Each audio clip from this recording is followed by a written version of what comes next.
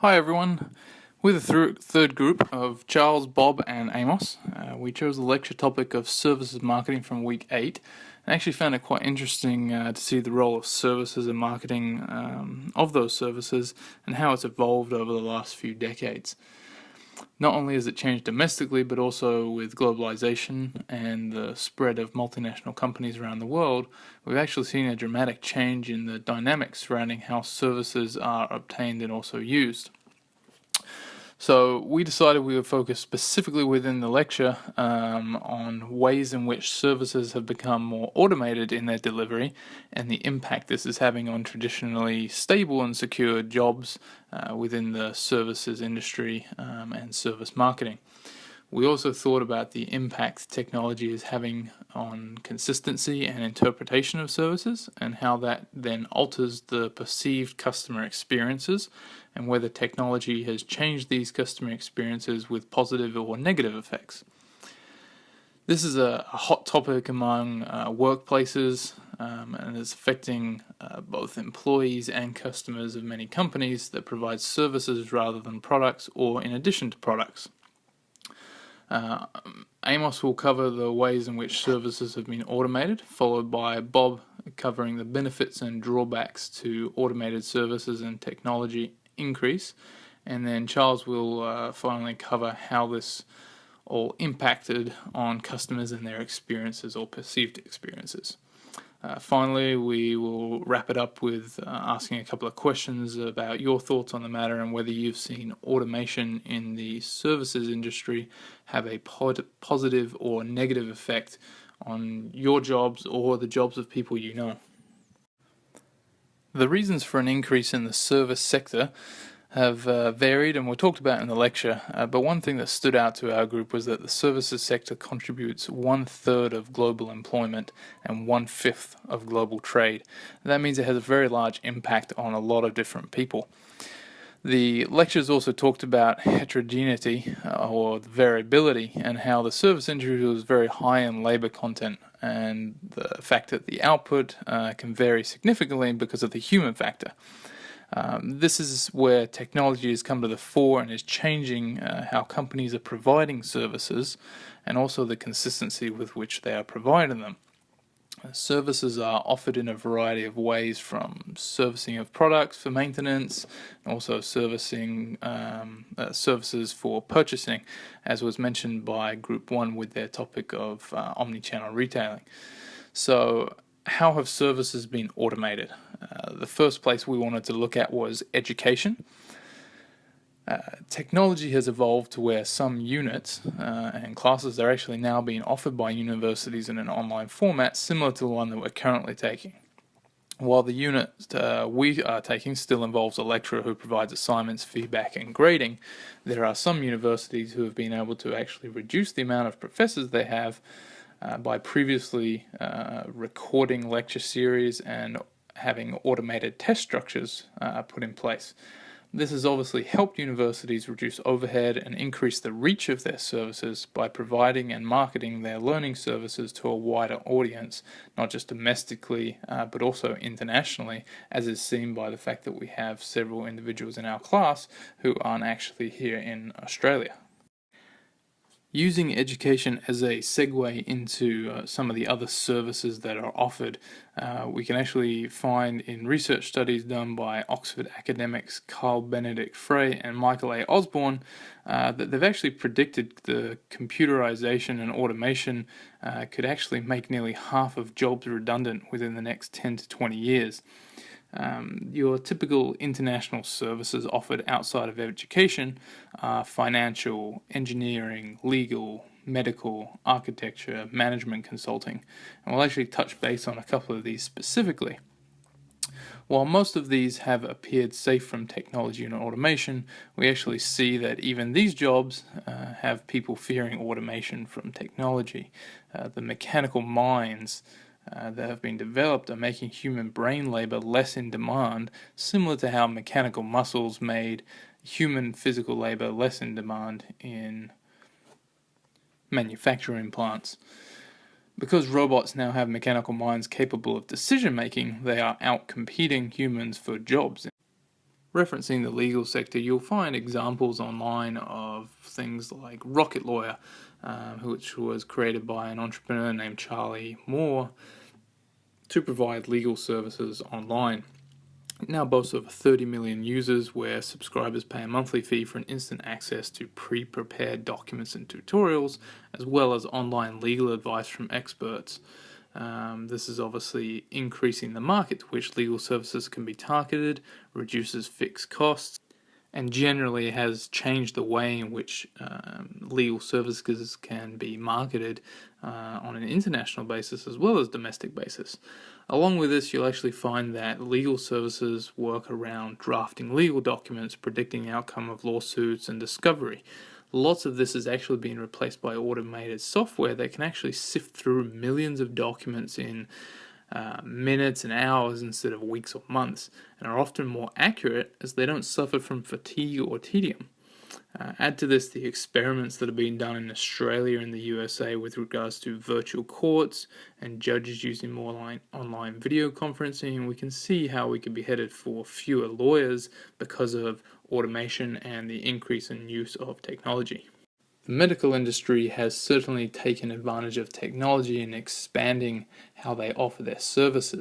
Competitions have actually been created for inventors who are able to solve technology's most vexing challenges, and one of those is actually to be the first to produce a working tricorder, which is the handheld device used by medical officers in Star Trek, which is capable of diagnosing a set of 15 diseases without the presence of a human medical professional. Now, we're not as far away from that as one might think. IBM has a computer named Watson. Now, Watson is a computerized doctor that was designed to give diagnoses based on what patients say in their own words. His diagnoses to date haven't always been perfect, but have a pretty high success rate. His diagnoses don't need to be perfect because neither are human doctors. Watson just needs to make fewer mistakes than the human doctors. Now, not all human doctors will go away, but the need for fewer doctors and the services they provide appear to be heading in a downward direction. If anybody's seen the movie Big Hero 6, then maybe we aren't too far away from having our very own Baymax. It sounds like it's just a matter of providing the computer with data, and once it has the data, it's able to consider thousands or millions of times more parameters than a human brain can hold in their head. As you can see, services are becoming more automated in their delivery. Along with those in the medical and legal professions, we can look at the stock market and how it used to be heavily people-orientated services role, but now there are hardly any individuals performing stock trading services on the stock market, as most of it is done with computers trading stocks with other computers. Accounting and tax software has been written that will continue to advance in sophistication. The outcome is that services provided by accountants change from being people-driven to being computer-driven. Services offered by accountants has and will continue to move to automated software that can calculate the required income and financial statements, as well as prepare tax returns in a matter of minutes instead of hours or weeks or months taken by individuals. Also look at what an iPhone can do these days, is effectively replace the services provided by personal assistants in many cases, where once CEOs and managers relied heavily on services provided by these personal assistants, now pre-programmed algorithms control a lot of it. Another example is coffee baristas. Their jobs are being lost to advanced technology robots who not only make a cup of coffee but store information on customer preferences, purchasing habits, and that will help as companies expand internationally, because it won't matter where you go to buy your coffee, they'll already have those preferences and purchasing habits stored. Now, jobs still obviously exist behind the scenes to build and support a lot of the software that these service offering robots give, but a lot of the front end jobs are being done away with. You can now buy flights, organize a complete vacation with flights, accommodation, transport without any human interaction, all while searching and finding the best price in just a matter of minutes. Bye-bye travel agents, hello automation. You can check in for your flights, including checking your luggage, without any human interaction. The question being there is, what's next as far as security at airports? Will all of the human interaction be removed at some point? I'll now hand over to Bob, who will give us a little bit more information on whether the automation of services is actually a positive or a negative. Hello everyone, I'm Bob. Let's move on. My part is about positive and negative for the service automation. This is my outline. Firstly, I will introduce the definition of professional service automation software, also called PSA software. Secondly, I will show the benefits and the positive for the PSA and give two examples is about the mobile phone service automation and the online shopping service automation. Finally, I will give information about the negative and issue for the PSA, such as business process renaming and the intentional cost of implementation. Okay, let's move on. The first part is about definition of professional service automation software, also called PSA software, was designed for the service-oriented organizations needing to automate their process and streamline their operations, including administration, service delivery, and the new business generation. For the positive automation service, we can show some positive effects of automation, reduction in operations enterprise, and increases in production speed. Also, PSA software is basically enterprise resources planning software for a professional service field. In addition, it is focused primarily on the management of service delivered through human resources, rather than tangible access. I will give two example video for the mobile phone service organization and online shopping service organization. Let's move on. The first video is about the mobile phone service automation. The attendant is the foundation of your hotel. It's critical that information reaches him quickly and with very high reliability. It goes without saying that the attendant too must have a mechanism to report the success or the failure of the job. Triton's housekeeping does all this and more. The moment an attendant completes a job, the system updates this automatically, directly into the property management system. Special requests, preferences, and alerts are all instantly available to the attendant. All standard operating procedures are readily available for reference. Attendants can receive real-time updates from the property management system on guest movement, receive automatic updates on cleaning sequence, message the supervisor at the press of a button, know exactly what room to clean next. Your attendant needs automation for better service delivery. Check out Triton's housekeeping module.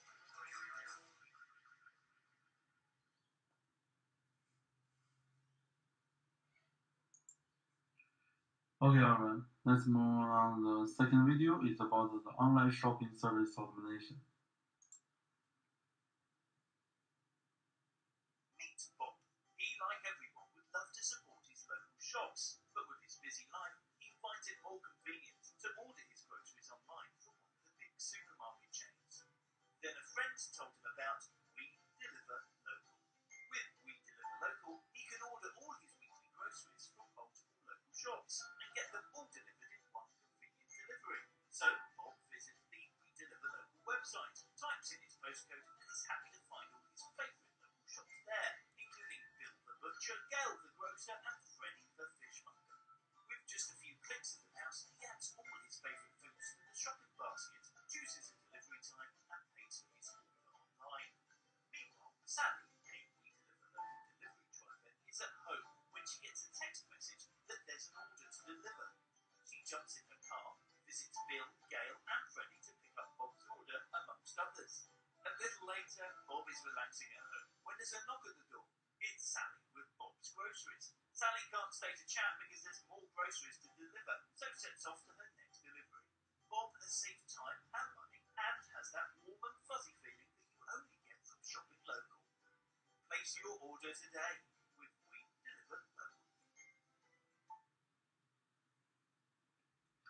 Yeah, with these two videos, we can see the PSA software help the field to achieve immediate results by quickly improving automation and streamlining process that will ultimately help them.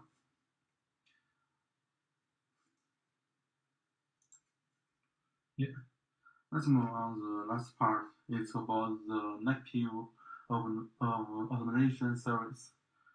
For the negative effects, it's introducing new project management may require substantial changes within the organization, like business process re-engineering or the undoing of the comfortable yet inefficient workaround. Yet the second is retiring staff re- relocated to change from their exciting software environment. Finally, some negative effects are the intentional cost of implementation and the need of training employers to having an automated system. Thank you, everyone. This is my part.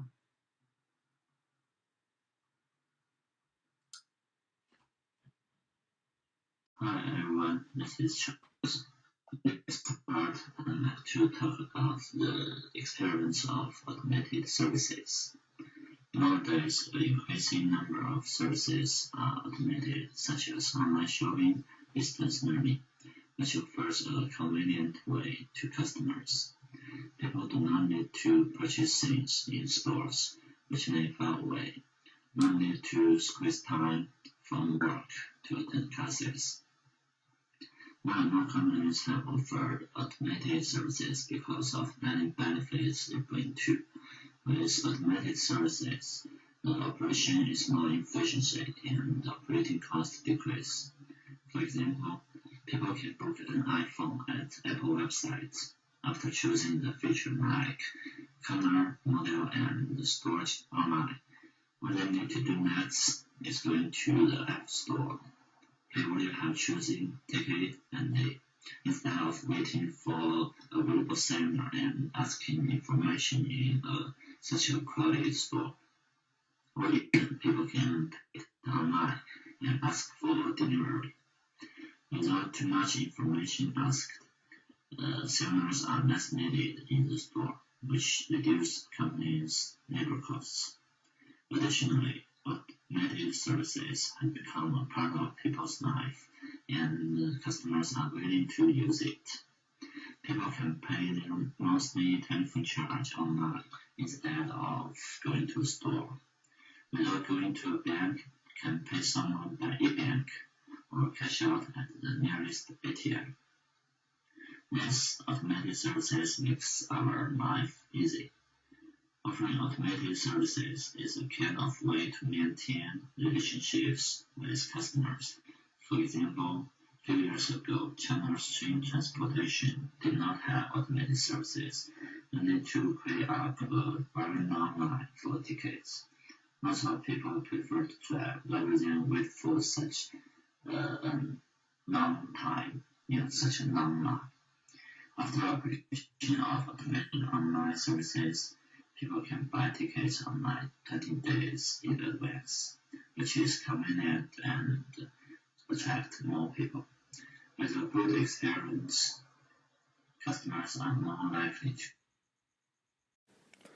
As you can see, technology has changed how services are provided and also how they can and should be marketed. The way in which services can be offered and replicated has changed significantly, opening up a whole new era of efficiency and replacing of the people that make services somewhat unique. It's obvious that certain job roles will never be completely replaced by automation and technology, but who would have thought that 100 years ago that computers would have replaced people on Wall Street, factory workers on production lines, and cashiers at fast food restaurants. So we now open up the topic for your discussion, and I've put these 3 questions together. You don't have to answer all 3 questions, but we want to get a good discussion going about whether you think the increase of technology and automation of services has had a positive or negative impact on the quality of services being offered, and whether that same increase in automation has helped or hindered companies in their efforts to expand internationally based upon barriers to entry, etc.